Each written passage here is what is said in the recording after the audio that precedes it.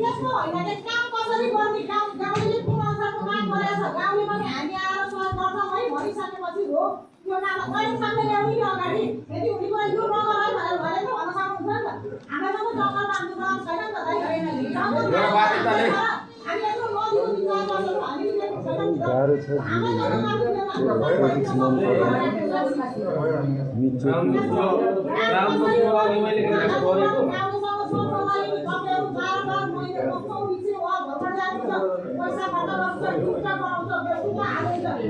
भाउजू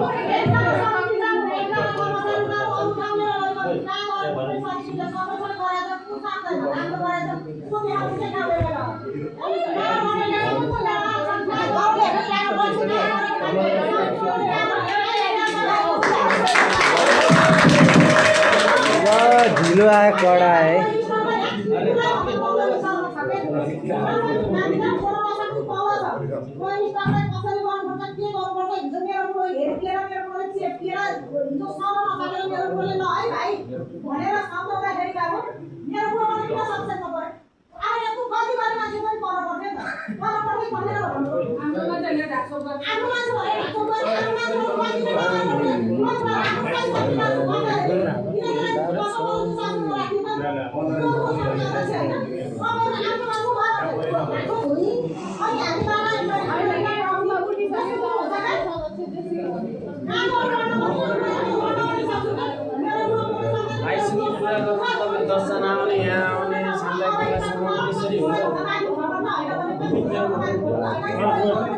कडा है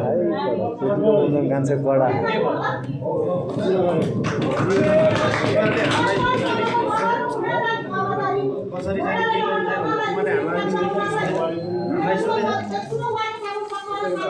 वान भतिस तिमीलाई पनि है यो म्यासेज पुरै जाओस् ब्याक सपोर्ट हुनुपर्छ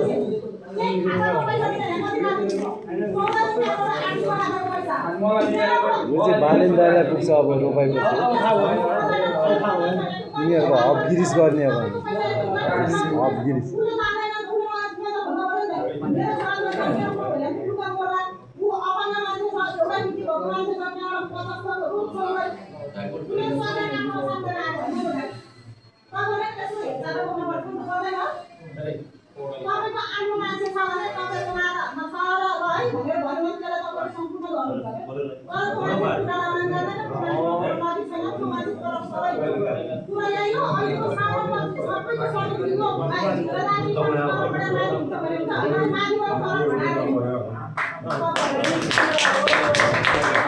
र अङ्कल है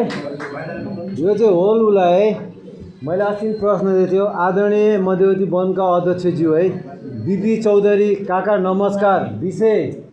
मसँग मनमा गुन्सिएका र चित्त नबुझेको प्रश्नहरूको उत्तर होल समितिको टिमलाई है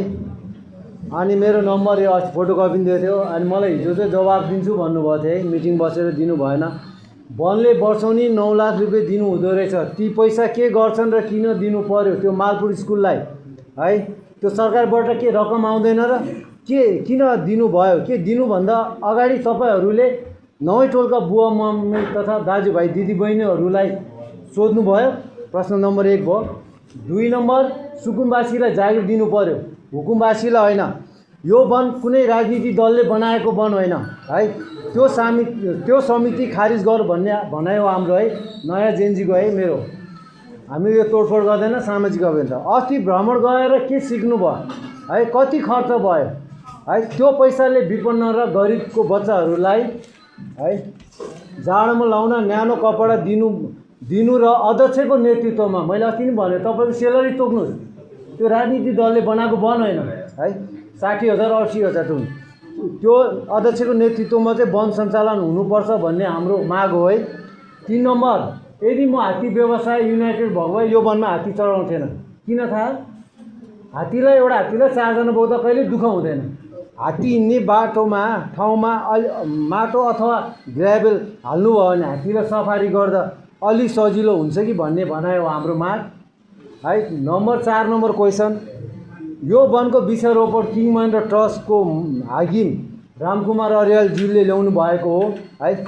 त्यसपछि यिनलाई नौै टोलका बुवा मम्मी तथा दाजुभाइ दिदीबहिनीहरूले दुःख कष्ट गर्नुभयो र तिनीहरूलाई चाहिँ कहिलेकाहीँ बेलामा भ्रमण लैजा भन्ने हाम्रो भनाइ हो, तर कहिले लानु भएन। कति बुवाहरू चाहिँ स्वर्गवास नर्कवास जानुभयो है। अनि अर्को कुरा है, म धेरै लामो त बोल्न चाहेन है, अब मसँग धेरै छ है। अनि अस्तिको यो चाहिँ अब टोल समितिको संयोजक विदेश जाने बेला है, यहाँ पार्टी गर्नुभएको रहेछ के आफ्नो व्यक्तिगत पैसाले हो भने ठिकै छ है। होइन वनको पैसाले हो भने चाहिँ तपाईँहरूले चाहिँ छ नि आफूले जसले खानु भयो त्यो बेहोर्नुपर्छ है। अनि अर्को नम्बर के वनभित्र निर्माण गरिरहेको मचानलाई बाहिरी सङ्घ संस्थाको व्यक्तिहरूलाई खाता खुलाउँछु भनेर यो वनको विधानमा लेखिएको छ र हो थियो र भन्नुहोस् होल समितिको टिमलाई अध्यक्षको नेतृत्व बाहेक अरू कसैको हुँदैन है। अनि किनभने बरु तपाईँको सेलेरी तोक्नुहोस् 1 लाख 2 लाख तोक्नुहोस् हिजो, किनभने अर्जेल बुवा जस्तो अध्यक्ष हुनुपर्छ, किनभने उहाँले सबै गाउँलाई मिलाएर चाहिँ कामहरू दिनुहुन्थ्यो। कि निरो टिप्ने व्यवस्था तपाईँहरूले गराइदिनु पऱ्यो कि रोजगार दिनु पऱ्यो हो। मेरो यो नयाँ जेन्जी जुन छ नि, अब केही दिनपछि म रोपाइ गरेर हिजो भर्खर मैले चाहिँ एउटा बालेन दाईको नम्बर पर्सनल नम्बर भन्छ हाम्रो ओडाको त के यो ओडाको छ नि मालपुरको कलप गर्न भयो मैले ओडा जलाइदिन्थ्यो महाकाश यति चाहिँ मेरो उसमा छ नि त्यो ओडा नि पायो भने सिसवातिर अथवा बद्रेतिर जहाँ लाइन हुन्छ मेरो अगाडि नबसिनु हुन्छ। अस्ति स्कुलको कम्प्लेन कति आयो बच्चाहरूको हेर्नु टोइलेट हेर्न जानुहोस् हो त्यो सक्दैन भने राजीनामा दियो 2 वर्ष अगाडि। भोलि गाउँलेले छ नि तपाईँहरूको पदमा हुन्जेल मात्र तपाईँहरू पावर नबनाउनुहोस् के गाउँलेले छ नि तपाईँहरूलाई छ नि ठुल गर्ने व्यवहार तपाईँहरू आफै नबनाउनुहोस्। हाम्रो भनाइ यति हो है, किनभने राम्रो गर्नु म टोपिलो बोम्न जान्छ यो भ्रष्टाचारीहरूलाई हपगिरी